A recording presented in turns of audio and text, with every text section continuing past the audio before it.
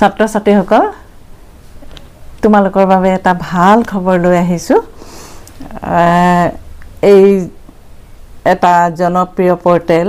B+NE তৰফৰ পৰা এটা সুন্দৰ প্ৰতিযোগিতা পাতিবলৈ আয়োজন কৰিছে তোমালোকৰ বাবে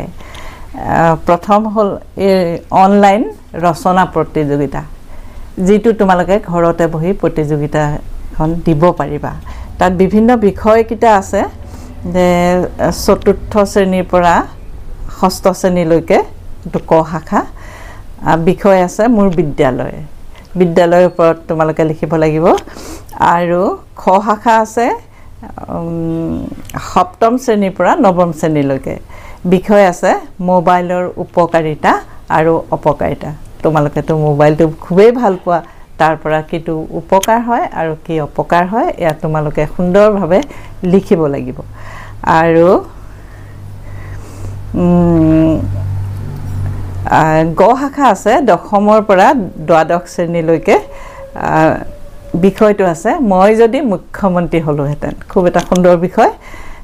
গতিকে তোমালোকৰ বাবে এইখিনি প্ৰতিযোগিতা তোমালোকে ঘৰতে বহি সুন্দৰভাৱে লিখি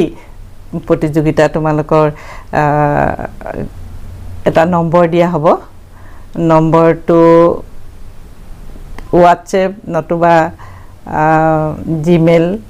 লত দিব পাৰিবা তাৰ ভিতৰতে প্ৰেৰণ কৰিব লাগিব তোমালোকৰ ৰচনাসমূহ গতিকে সবিশেষ জানিবলৈ যোগাযোগৰ নম্বৰো তোমালোকক দিয়া হ'ব খুব সুন্দৰভাৱে তোমালোকে অনলাইন প্ৰতিযোগিতাত অংশগ্ৰহণ সকলোৱে কৰিবা যেহেতুকে এতিয়া তোমালোকৰ